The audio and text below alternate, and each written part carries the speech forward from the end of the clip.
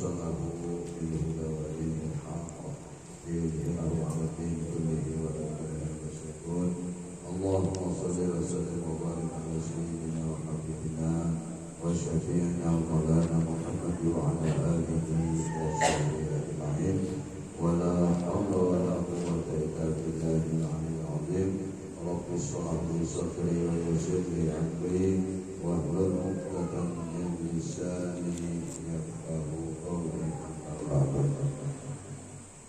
Alhamdulillah Rabbil Alamin.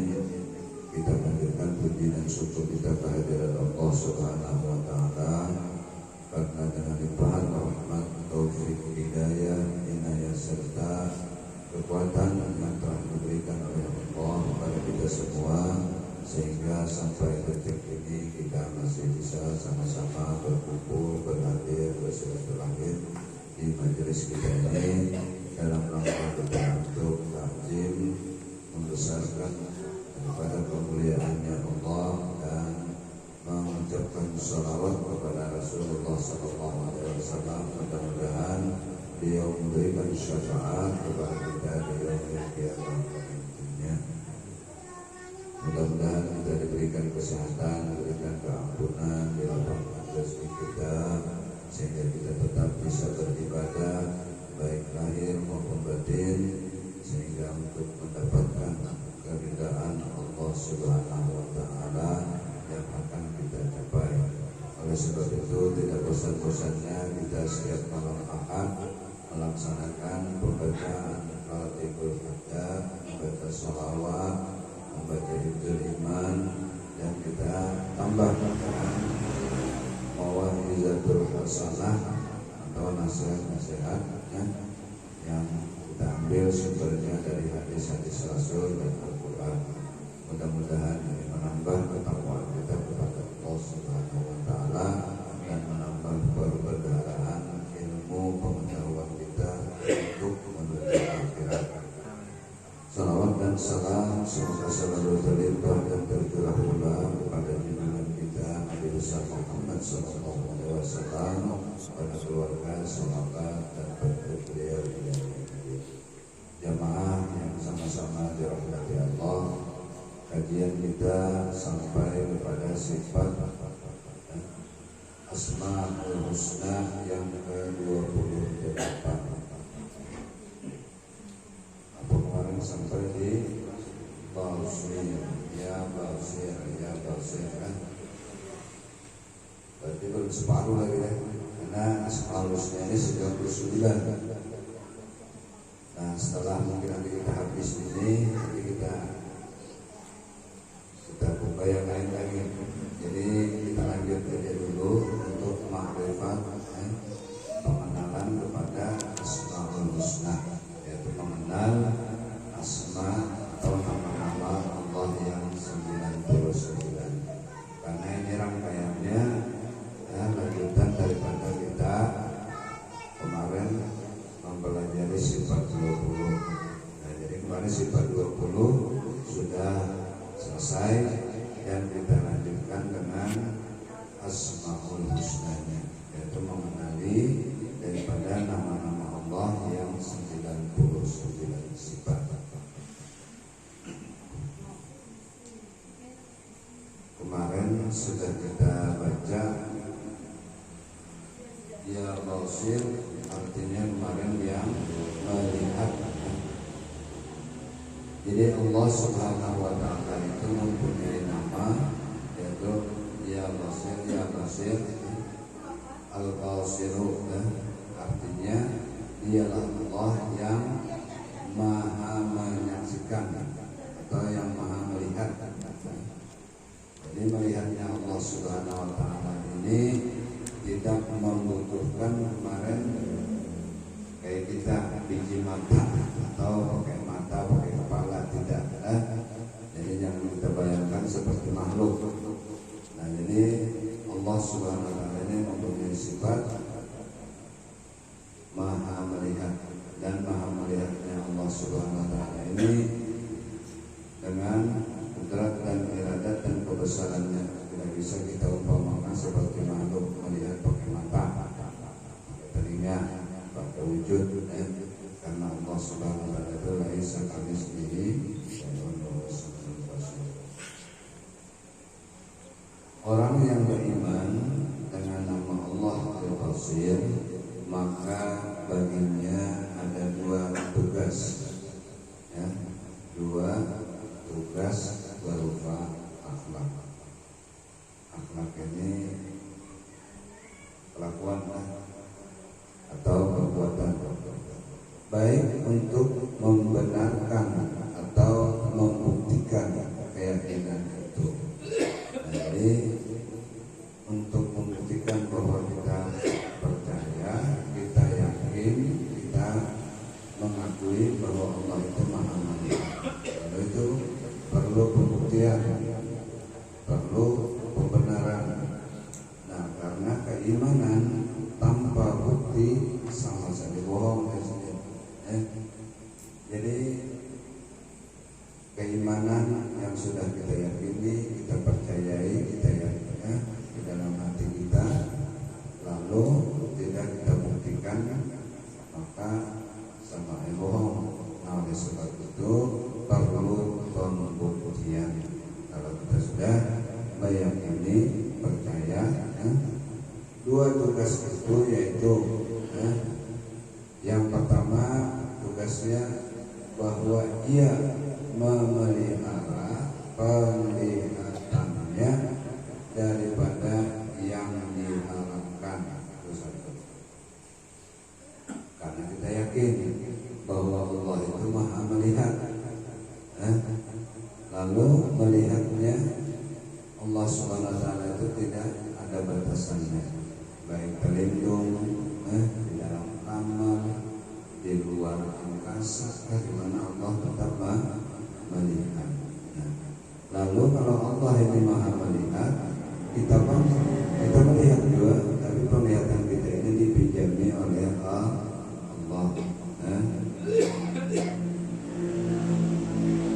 Allah Subhanahu wa taala menciptakan penglihatan kita bukan untuk sesuatu yang dilarang. Nah, lalu Allah membuatkan mata bagi kita, dan mata ini untuk melihat. Karena kalau kita melihat, mata kita buta terhadap dunia. Ini aja. Mata ini jendelanya dunia. Jadi kalau mata kita ini kadang melihat, kayak apa ya? Kayak lagunya Roma itu apa? Tukang andalan Roma itu si buta itu. Apa lagunya itu? Dunia gelap di Roma mana? Pokoknya kalau ada melihat mata, pengen lihat. Dan apabila kita dapat memelihara penglihatan kita daripada sesuatu yang diharapkan, maka itu adalah salah satu sebab untuk merasakan manisnya beribadah kepada Allah. Jadi memelihara mata daripada hal-hal yang diharapkan yang tidak dibolehkan oleh Allah menurut hukum syariat, itu termasuk untuk merasakan manisnya rasa ibadah kepada Allah. Dan ini perlu kita jaga masing-masing ini. Kita tidak bisa menjagakan mata orang, ya kan? Masing-masing itu jaga, memelihara. Karena sudah kita sampaikan. Jadi tinggal kita aja lagi masing-masing menjaga dan memeliharanya. Dan apabila kita tidak merasakan manisnya di dalam ibadah, pertanda kita belum bisa memelihara penglihatan mata dari yang dilarang. Jadi untuk merasakan manisnya ibadah, terasa lega, nyaman, itu salah satunya ya, menjaga dan memelihara mata. Jangan banyak mata kita melihat yang dilarang oleh Allah. Rasulullah Shallallahu Alaihi Wasallam bersabda, an-nazaratu sahmun masmumun min sihami iblis man tarakaha min makhafati ubdal buha imanan yajidu halawatu fi qalbi. Artinya Rasulullah SAW menjelaskan penglihatan itu adalah panah beracunnya daripada panahnya iblis. Nah, jadi pandangan ini adalah panah beracun bagi iblis. Di mata ini mata. Jadi kalau kita kata memelihara mata ini, karena kita panahnya iblis, melihat di misalnya ada perempuan cantik kita lihat melihat ini boleh sekali hasilnya merendam merendam melihat di kanan, melihat di sampai melihat kepala sampai ke batis, lihat di yang kalau boleh sekali melihat betul jangan lagi kalau tetap benar kan. Melihat ya Bapak. Nah kemudian kita melihat ini artinya ini adalah rahmat Allah, bukan kita melihat itu bukan itu. Kalau sebenarnya melihat di rumah aja masnya inilah itulah titik dia itu bahaya itu ya kalau sih. Nah itu karena panah asma'an tadi itu iblis aja. Karena dari mata inilah bisa turun ke hati dia. Ya, awalnya dari mata kita melihat ini pumasnya, ini itu, nah timbul di hati, lalu ke hati turunnya. Ya, imbak ke hati, lalu ke pikiran, terpikir, terkeingatan, terbayang-bayang. Ini dari mata ini. Nah oleh sebab itu Rasulullah mengingatkan kita semua, mata ini jadi itu ya panahnya iblis itu. Kalau kita kata menjaga karena panahnya kita terbawa akhirnya hanyut. Barang siapa meninggalkannya kata Nabi karena takut siksanya Allah akan menggantikannya, Allah akan menggantikannya dengan keimanan yang menjadikan rasa manis dalam ibadah. Nah jadi kita tadi itu meninggalkannya karena semata-mata takut kepada Allah, bukan karena takut lawan satpol pp, takut satpol, takut kepada Allah. Dunia ini di hati kita, ya Allah, keduanya melihat. Muncul aja bangun mas benar cantik ya anak kayak melihat itu aja ya kan takut kita timbul di hati ada rasa ya. Nah kalau yang kayak gini ya Nabi insya Allah akan diberikan rasa kelezatan di dalam kita beribadah. Karena mata itu biasanya kalau kita sembahyang Allah sembahyang itu bisa terbayang-bayang dia, bisa dia terbayang-bayang waktu sembahyang itu ingat melihat ini, ingat melihat itu, ya kan? Nah, kadang-kadang apa yang hilang, kita ingat mandang, lupa kita menaruh sesuatu. Ketika kita sholat kadang-kadang terbayang, oh tuh di atas meja mandang atau di samping pintu, bisa terbayang itu, ya. Jadi matanya bahaya ya. Nah oleh sebab itu dari sini kalau kita mau merasakan manisnya ibadah tadi dijaga mata. Nah jadi kita menjaganya masing-masing aja lagi. Ada perlu ulun menjagakan diam aja masing-masing menjaga. Caranya tadi kalau kita sekali ini bisa lihat, bisa perlihat. Ada orang lewat misalnya yang bukan mahramnya kita melihat, jangan lagi ini.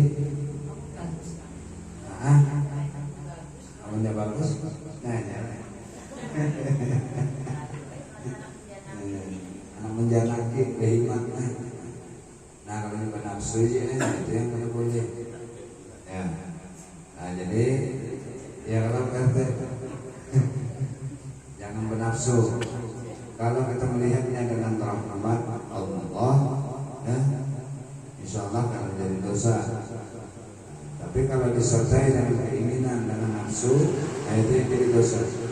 Karena ada syiar. Nah itu yang ya, normal, justru normal itu dipelihara, ya kan? Yang ada normalnya dipelihara. Itulah yang bilang satu faedah di dalam dunia sebagai ganjaran bagi orang yang mampu memelihara pandangannya dari sesuatu yang diharamkan. Nah, itu janji Tuhan. Jadi kalau kita bisa memelihara itu, ya insya Allah akan diberikan rasa manis ketika beribadah, belajar enak. Itu ganjaran bagi orang yang memelihara itu. Kita kan anak beribadah itu nyaman, terasa kayak apa? Malas nanti kulir nanti, ya.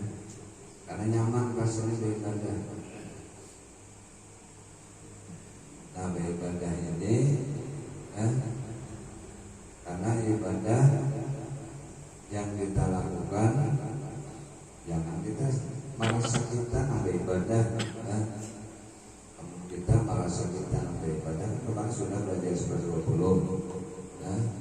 lalu segala macam gerak upaya apa segala itu adalah berasal dari Allah yang menggerakkan, yang memberikan kekuasaan apa segala. Kalau ada yang bertanya, jadi siapa yang bergerak ya? Nah, jadi yang bergerak itu adalah geraknya Allah Subhanahu wa Ta'ala yang bentuk gerak itu kepada hambanya. Wujudnya kita, hamba. Kalau yang dihalusi lagi, ya Nur Muhammad, di situ gugurnya. Nah, jadi yang bergerak ini adalah Nur Muhammad. Terus nanti merasa kita, Allah, kita sembahyang ya, kita ini, kita itu, jangan. Jadi sangkaan di dalam hati sini, itu supaya ibadah itu apa ya? Karena ibadah ini antara yang disembah dan yang menyembah, nah itu harus nyambung. Kalau yang menyembah lawan yang disembah kada tenang, kada patuh, kayak pernikahan apa merasakan nikmat tadi itu. Maka ibadah ini kalau di dalam sembahyang, dalam sembahyang itu dialog antara hamba lawan Allah. Jadi mulai pertama kita, makanya sebelum kita sembahyang, sebelum melaksanakan sholat, kita istighfar, minta ampun. Karena kita manusia ini tidak ada manusia yang tidak berdosa. Adalah yang ada berdosa ini. Ada manusia selalunya ada salah, yang macam-macam. Nah sehingga untuk menetralisirnya, itu dengan istighfar. Lalu kita baca istighfar, astagfirullahaladzim, astagfirullahaladzim, astagfirullahaladzim, alladzi la ilaha illa huwal hayyul qayyum wa atubu ilaih. Nah di dalam hati, ya Allah, aku minta ampun ya Allah dari segala kesalahan, baik yang nyata, yang tidak nyata, sengaja, ada sengaja, yang besar, yang kecil. Kita mohon kepada Allah, ya Allah, ampuni dosa segala kesalahanku. Itu untuk menetralisir keadaan kita yang dari dosa, untuk mengembalikan dengan sembahyang, berdoa, apa segala itu supaya bagus. Nah setelah kita menetralisir ini, artinya stabil sudah itu. Nah kalau sudah kita mengucapkan istighfar, lalu ucapkan syahadat, asyhadu an la ilaha illallah wa asyhadu anna Muhammadar Rasulullah. Kita mengakui bahwa tidak ada yang sebenarnya disembah kecuali Allah dan Nabi Muhammad itu adalah utusan. Lalu kita mengucapkan la haula wala quwwata illa billah. Tidak ada kuat, tidak ada kekuatan, daya